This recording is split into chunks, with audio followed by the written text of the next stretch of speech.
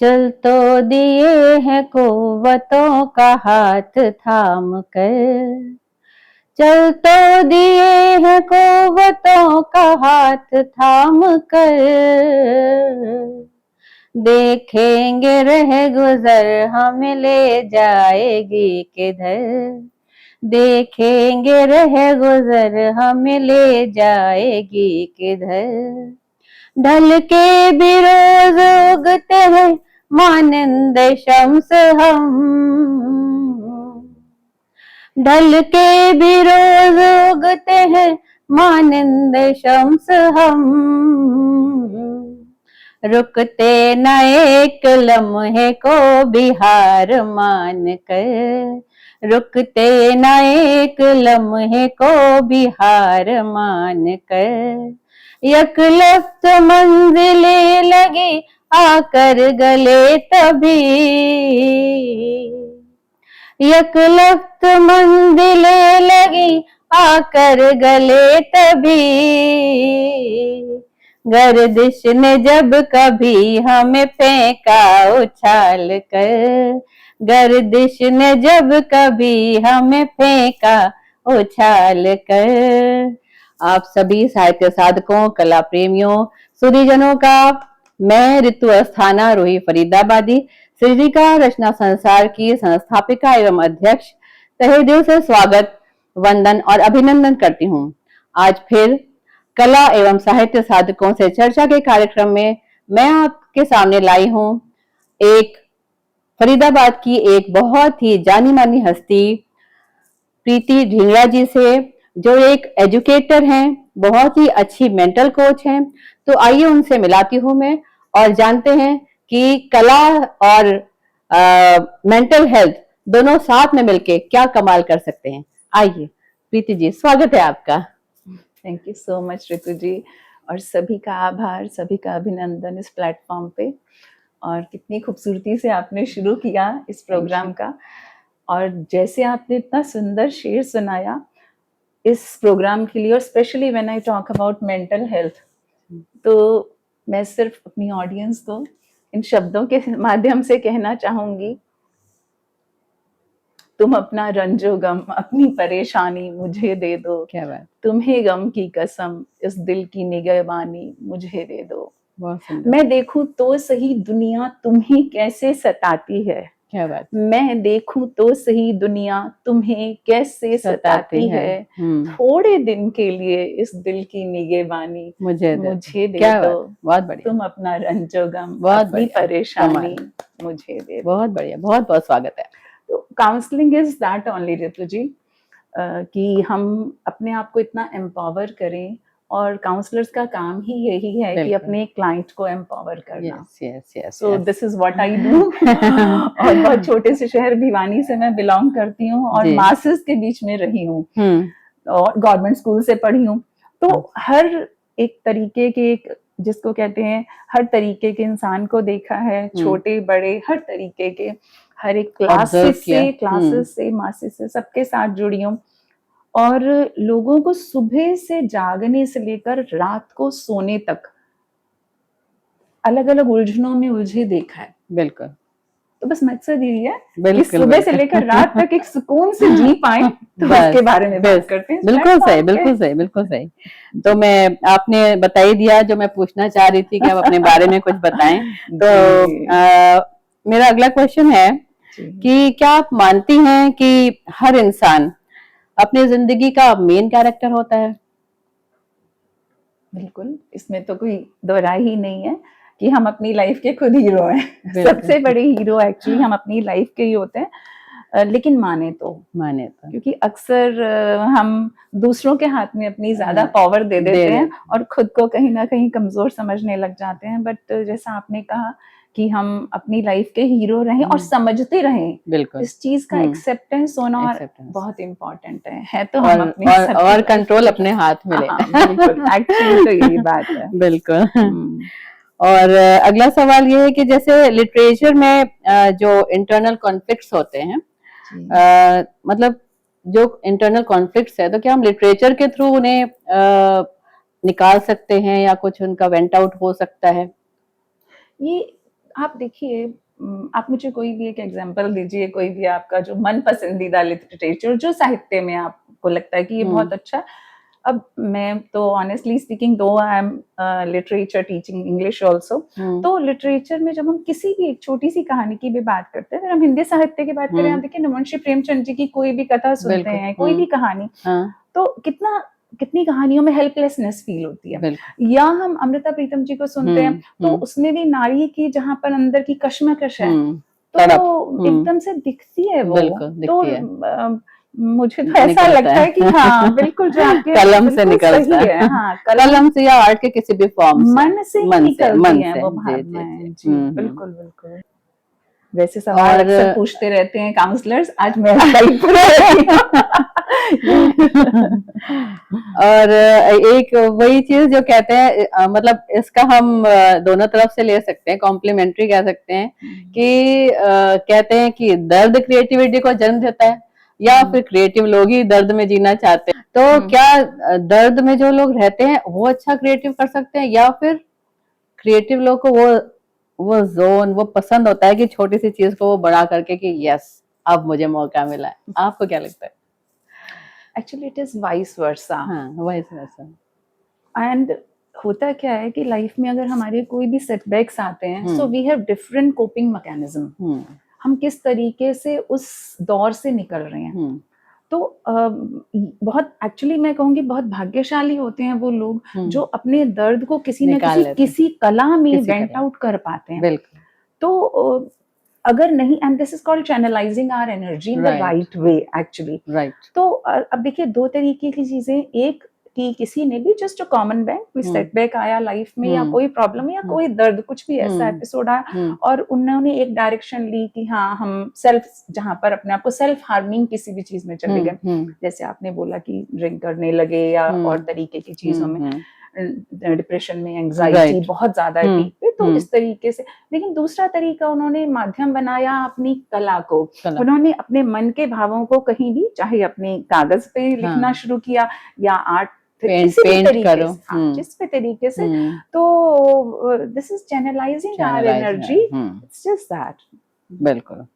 तो art therapy भी क्या इसी से रिलेटेड है जी, कि मींस की कोई साइकोलॉजिकल प्रॉब्लम हो तो हम आर्ट थेरेपी से ठीक कर सकते हैं? देखिए, आर्ट फॉर्म में जब हम बात करते हैं, whether we are talking about dancing, whether we are talking about singing और पेंटिंग, ये ऐसे माध्यम हैं जिनके अंदर हम, बहुत सारे लोग होते हैं ऋतु जी जहाँ वो कम्युनिकेशन स्किल्स सबकी नहीं इतनी अच्छी होती, जो साझा नहीं करना चाहते, जो थोड़ा इंट्रोवर्ट नेचर के होते हैं, जिनका सोशल सर्कल इतना बड़ा नहीं होता, और हर एक का अपना अपना अलग अलग नेचर होता है। तो जो लोग नहीं कर पाते इन माध्यम को यूज, जहाँ पर सोशलाइजिंग नहीं कर पाते या किसी से शेयर नहीं कर पाते, तो ये बहुत सेफ जोन है, safe and creative. Dance therapy है या पेंटिंग है या जो भी उनकी मन पसंदीदा आर्ट है, डेफिनेटली एक बहुत ही खूबसूरत माध्यम है ये अपने आप को वेंट आउट करने का। राइट। एक प्रीति जी, एक चीज और मैं पूछना चाहूंगी कि जनरली क्या होता है ओवर थिंकिंग, मुझे नहीं पता कि सबकी होती है, जनरली मैंने देखा है कि ओवर थिंक बहुत करते हैं लोग। अच्छा, ये है जैसे तिल का ताड़ बनाना, तो क्या उसको हम जर्नलिंग से कुछ कर सकते हैं कि उसको कम कर सकते हैं कि अच्छा ये प्रॉब्लम थी, तो कुछ आप भी बताएं, मतलब मैं सॉल्यूशन तो नहीं मैं ये आपसे पूछ रही हूँ कि जर्नलिंग क्या उससे का हेल्प करेगा उसमें ओवर थिंकिंग में? देखिए, जर्नलिंग को हम बोलते हैं ब्रेन डंप, या कि दिमाग, क्योंकि हमारे दिमाग में सारे जो थॉट्स हैं, विचार, वो उलझे से हैं बहुत। तो जब हमारे इतने सारे उलझे हुए विचार दिमाग में होते हैं, वंस वी स्टार्ट राइटिंग, क्योंकि हमें पता है वो जो हम लिख रहे हैं वो सिर्फ हम अपने लिए लिख रहे हैं, तो वो जब वर्ड्स हमारे पेपर पे आते हैं वो बहुत ऑर्गेनाइज्ड वे में नहीं है, तो जो हमारे दिमाग का जो बिल्कुल एकदम कंफ्यूजन है वो पेपर पे आना शुरू हो जाता है, और वो बहुत बहुत हेल्पफुल होता है। तो हमारा दिमाग एकदम से खाली फील करने लग जाता है। तो जर्नलिंग डेफिनेटली बहुत बहुत हेल्पफुल है। इफ यू आर राइटर और not, you can start journaling.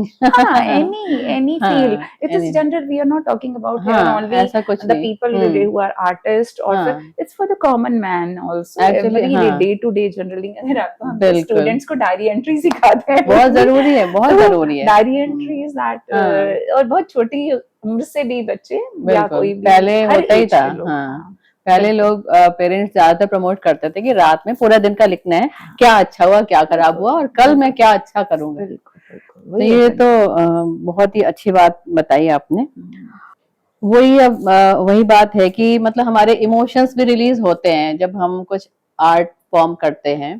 तो हमारे इमोशंस जैसे किसी मूवी में मैंने देखा था कि बहुत परेशान हुई तो डांस करना शुरू कर दिया, तो इमोशंस रिलीज होते हैं।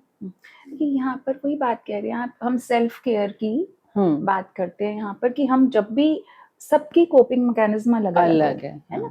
देखिए किसी को आपके लिए हो सकता है, एक बच्चे के लिए या एक पर्टिकुलर पर्सन के लिए डांस करना अच्छा हो, बट दूसरे के लिए इम्पोर्टेंट हो सकता है कि वो बस जिम चला जाए, तीसरा वॉक करने चला जाए, चौथा नेचर वॉक पे चला जाए, पांचवा पिक्चर देखने चला जाए। तो वो मतलब वो सेल्फ डिस्कवरी होगी या कोई उसको गाइड कर, मतलब उसको गाइडेंस लेनी चाहिए किसी से यस, कि दे मैं। कैन। देखिए एक चीज है, अगर आपकी सेल्फ केयर, आपने कुछ अपनी किट बनाई, we generally call it is self care kit, जहां पर आप अपने आप को समझ पाए कि मुझे जब भी मैं परेशान होता हूँ, मैं परेशान होती हूँ, मुझे उस टाइम क्या करना अच्छा लगता है। बहुत लोगों से आप पूछेंगे, मैं गाने सुन लेती हूँ भैया, मैं बहुत हल्का फील करती हूँ, मैं अपनी एक फ्रेंड से गॉसिप कर लेती हूँ, अपनी एक फ्रेंड से बात कर लेती हूँ फोन पे एंड फील लाइट। किसी के पेरेंट्स से, कि मेरा एक फ्रेंड है, मैं उसके साथ बाहर पिक्चर देखा आता हूँ and I feel. So every individual knows what is your coping mechanism, तो उसके अकॉर्डिंग एवरीबडी क्या। और हाँ, जहां लग रहा है आप स्टक हो रहे हैं, आपको नहीं समझ में आ रहा,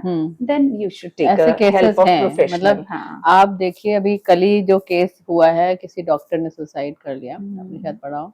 और ऐसे केसेस तो हो ही रहे हैं सोसाइटी में। हम बैठे ही इसीलिए हैं कि कुछ लोगों को गाइड कर सकें कि परेशान नहीं होना है और हिम्मत नहीं हारनी, गिव अप तो नहीं ही करना है। If you are not able to check कि मैं किस तरह से वेंट आउट करूं, मैं अपनी प्रॉब्लम्स को, एंजाइटी, स्ट्रेस को डील नहीं कर पा रहा हूँ, तो you should go to psychologist या मेंटल हेल्थ कोच जो आपको गाइड करें कि आपको क्या करना चाहिए। वो है एक्चुअली, क्या होता है कि हमें ऐसा लगता है कभी कभी कि हमारा परिवार है, सपोर्टिव है, हमें ऐसा लगता है कि आसपास सब कुछ चीजें हमारे हमें सपोर्ट कर रही हैं, but still we feel so overwhelmed and sometime we feel कि उनसे हम शेयर करेंगे तो वो उनके ऊपर या वो जज करेंगे या हम उनको परेशान नहीं करना चाहते, क्योंकि हम बहुत बार अपने अपनों को परेशान नहीं करना चाहते, इसलिए वो चीजें अपनी we confine the problems to ourself. ये नहीं है कि वो सपोर्टिव नहीं है, तो वहाँ एज अ जो भी आपके साथ रह रहे हैं लोग, उनसे भी आप शेयर कर सकते हैं कि नहीं, ओके फाइन, बट समटाइम्स वो नहीं समझ पाते। देखिए अगर आपने पढ़ा हो, अगर दीपिका पादुकोण का आपने पीछे जर्नी पढ़ी हो, जो बहुत ओपन सेलिब्रिटी है, वो खुद बताती हैं कि उनकी जो, उनको एक सिचुएशन कंडीशन में उनकी मदर ने देखा और वो उन्होंने उसको थेरेपिस्ट के पास लेके गए। तो हमारे आसपास के लोगों का भी कहीं ना कहीं जो भी कंसर्न है, उनका भी वो चाहता है कि हम ऑब्जर्व कर रहे हैं कि हमारे आसपास के लोग कहाँ पर हेल्प उनको चाहिए, हमारे फ्रेंड्स हैं, फैमिली है, या हमें लगता है अपने जो भी कलीग्स भी हमारे कई बार होते हैं, तो वी कैन गाइड देम। बिल्कुल। और हमें ये मतलब इट्स अ जनरल, मतलब इट्स नॉट दैट कि आप बहुत बीमार हो या ऐसा कुछ नहीं है, या आप ज्यादातर जो कॉमन टर्म यूज करते लोग, पागल नहीं हूं मैं जो साइकेट्रिस्ट के पास जाऊं या मैं मेंटल हेल्थ कोई हेल्प लूं कोई से। हाँ, तो but it's a part of our body, वो जो हर समय चलता है, मतलब आफ्टर इवन डेथ भी ब्रेन काम करता है काफी देर तक, तो उसी की हम हेल्प नहीं करते, उसको ही हम कूल डाउन नहीं करना चाहते, और हमें काम सब करने हैं। चलिए हम आगे बढ़ते हैं हम। हाँ, जो मेरा अभी क्वेश्चन मैं आपसे कह रही थी कि आजकल तो सोशल मीडिया का बहुत ज्यादा, मतलब लोग कंपेयर कर रहे हैं कि मैं कहाँ हूँ और वो कहाँ है, हम साथ चले थे, हमारी जर्नी सब है, मैं उससे बेटर हूँ, बट आज वो अलग पोजीशन पे है, मैं तो यहीं रह गई। तो इस जो कंपैरिजन से जो अंदर उनके स्ट्रेस और एंजाइटी जो ये हो रहा है, चाहे वो आर्टिस्ट हो या हाउसवाइफ हो या कोई भी किसी भी पोस्ट पे हो, किसी भी फील्ड में हो, ये प्रॉब्लम फेस कर रहे हैं लोग, क्योंकि हम ह्यूमन ब्रेन है हमारा, हम जेलसी ये है हमारे नेचर में, कुछ नहीं कर सकते, इससे बच नहीं सकते। लेकिन हाँ, कोई ना कोई तरीका आप बताइए कि कैसे इससे कोप अप कर सकते हैं इस प्रॉब्लम से।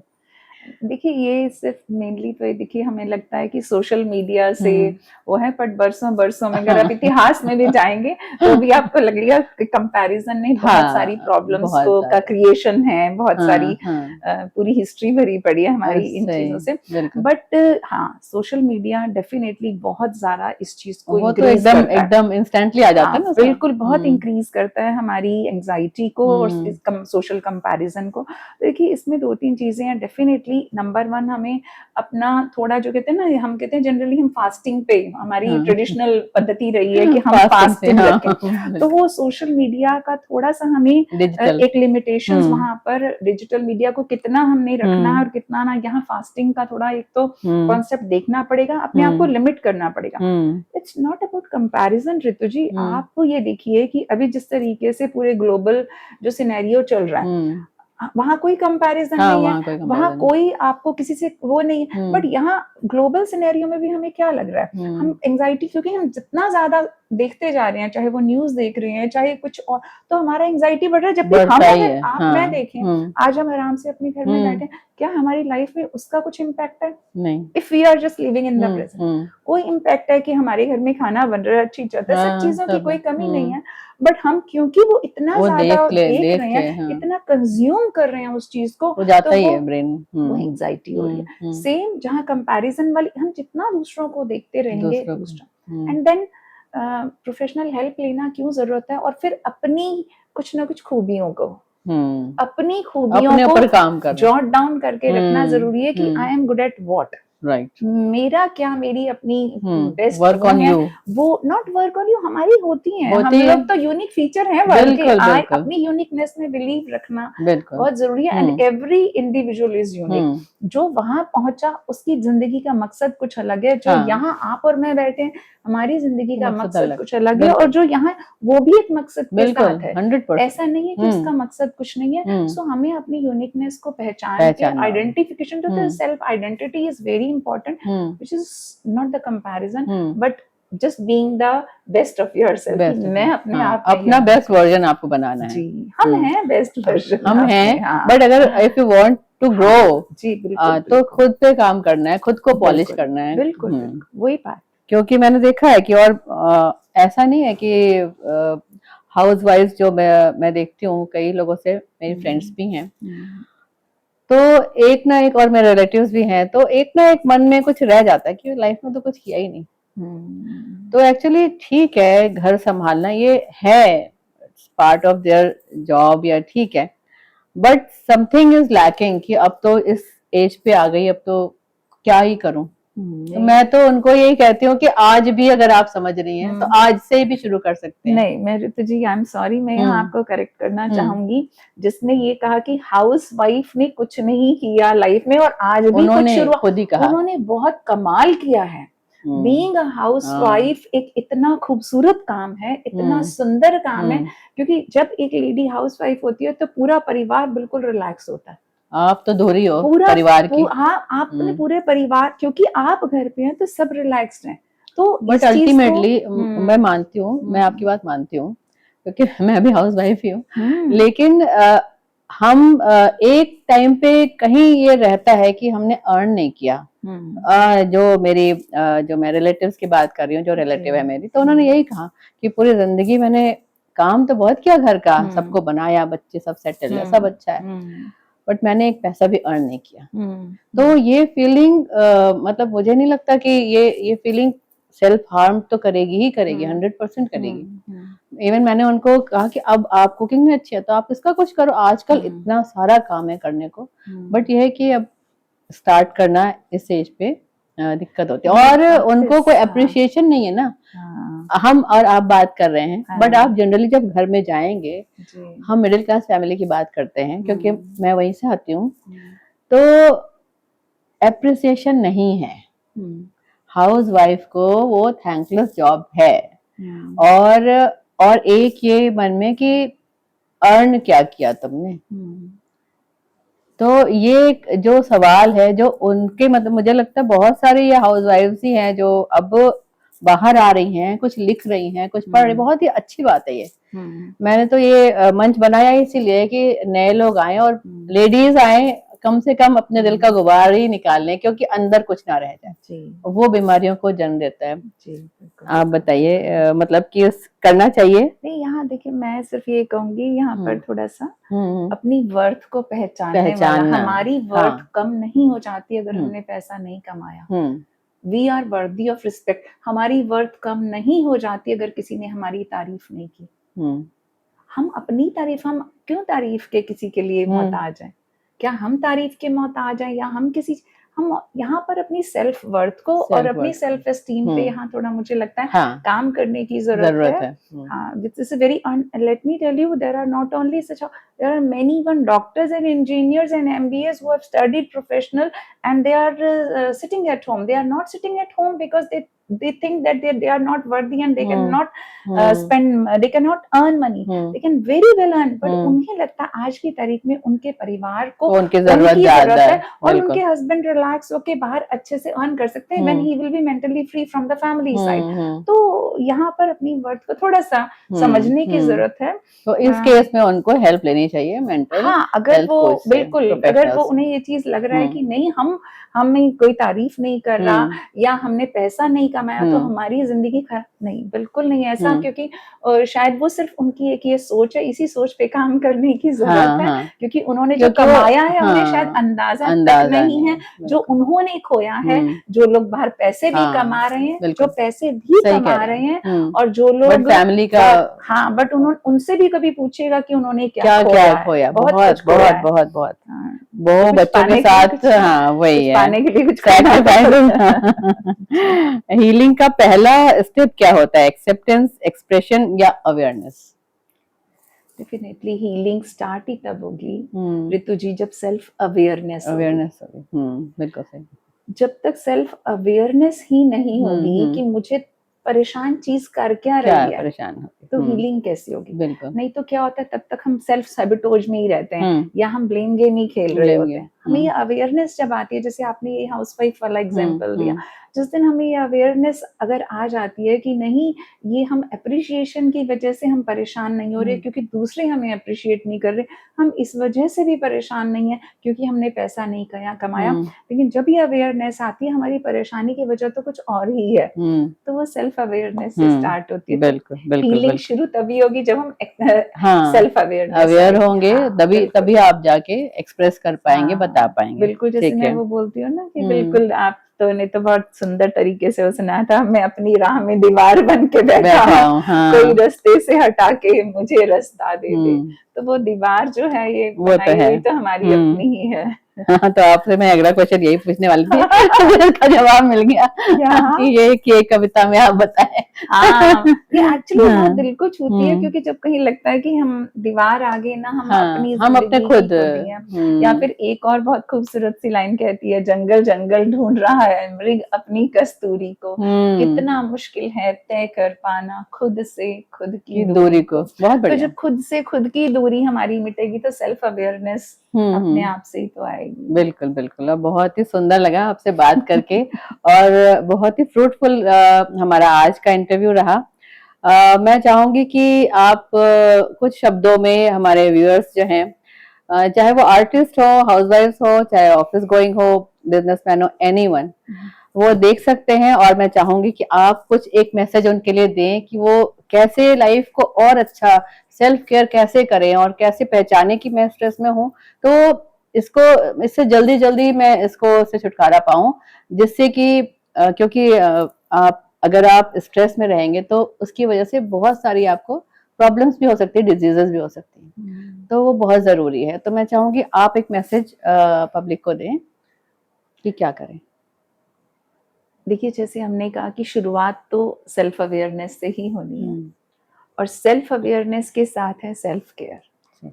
अवेयरनेस तो हो गई, जैसे हम डॉक्टर के पास जाते हैं तो डॉक्टर के पास जाके डॉक्टर तो पहले डायग्नोसिस करता है और फिर मेडिसिन स्टार्ट हो जाती है। राइट। तो फर्स्ट थिंग सेल्फ अवेयरनेस पे अपने काम जरूर खुद से सवाल पूछने बहुत जरूरी है। और चारों तरफ से ध्यान हटाकर खुद पे फोकस करना जरूरत है। तो मैं एक चीज जो मेरे दिल के बहुत बहुत करीब है ऋतु जी, मैं जरूर चाहूंगी कि हमारे अगर जो भी देख रहे हैं दर्शक यहाँ पर, अगर वो रूटीन में माइंडफुलनेस की 1-2 प्रैक्टिसेस करेंगे, जो भी उन्हें माइंडफुलनेस की जो प्रैक्टिस जो पसंद है, तो एक माइंडफुलनेस की प्रैक्टिस और एक कोपिंग मैकेनिज्म अपनी लाइफ का क्या है। देखिए किसी किसी के लिए लाइफ में उलझने आती हैं, ऊपर नीचे होते हैं, तो कभी वो उनका कोई गुरु होते हैं, किसी के कोई अपने कोई गाइड होते हैं जिनके पास भी वो जाना चाहते हैं। तो वो प्रैक्टिस जरूरी है जो भी। तो एक माइंडफुलनेस की रूटीन में प्रैक्टिस जरूरी है। और एक प्रैक्टिकल, जैसे आपने जर्नलिंग की बात की है, तो वो अपने विचारों को कागज पे लिखना इन एनी फॉर्म डेली। हाँ, तो मतलब रूटीन में मैं कहूंगी जस्ट 10 मिनट 5 मिनट रात को जर्नलिज्म, अगर रात को 5 मिनट जर्नलिज्म कर पाए या मॉर्निंग में माइंडफुलनेस की एक प्रैक्टिस कर पाए, तो उससे क्या होगा, हम जैसे कहते हैं एक शील्ड बन जाएगी हमारे चारों तरफ। उससे क्या होगा, लाइफ में देखिए सिचुएशन तो आने वाली है, लेट्स एक्सेप्ट कि अप एंड डाउन नहीं चलेगा, वो थ्रू आउट लाइफ चलना है। कभी हमारे पर्सनल एजेंडा होंगे, कभी बच्चों के होंगे, कभी कैरियर के होंगे, कभी सोसाइटी के होंगे, और कभी ग्लोबली होंगे जैसे अभी चल रहा है। तो वो सब होने वाला है, और हमारी तैयारी अपनी कैसी है, तो बात तो सब अपनी तैयारी की है। तो मेरी बस छोटी सी 2 चीजें हैं, फिजिकली अपने आप को थोड़ा एक्टिव रख पाए, अगर किसी तरीके से रूटीन में एक्सरसाइज एक ऐड रखें 15-20 मिनट की, योगा प्राणायाम जो समझ में आता है, या फिर 5 मिनट मेडिटेशन, कोई मेडिटेशन, माइंडफुलनेस, कोई भी जो समझ आता है। और रात को अगर हो सके तो 5 मिनट जर्नलिंग कर पाए तो बहुत अच्छा है। बाकी तो काउंसलर्स दे नेवर जज, हमारा बस सजेशन तो बात नहीं है, but I am just sharing thoughts with you. नहीं, बहुत ही अच्छा, और बहुत अच्छा लगा। मुझे लग रहा है कि ये काफी सबके लिए फायदेमंद होगा और लोग फॉलो करेंगे। और जो हमारा उद्देश्य भी यही है कि लोग परेशान ना हो, स्ट्रेस में ना आए, चाहे वो आर्टिस्ट हों और चाहे किसी भी फील्ड से आते हों। तो आप सभी का बहुत बहुत धन्यवाद हमारे साथ जुड़ने के लिए। धन्यवाद, आभार, नमस्कार। धन्यवाद ऋतु जी, आपका भी बहुत बहुत धन्यवाद, बहुत बहुत धन्यवाद आपका।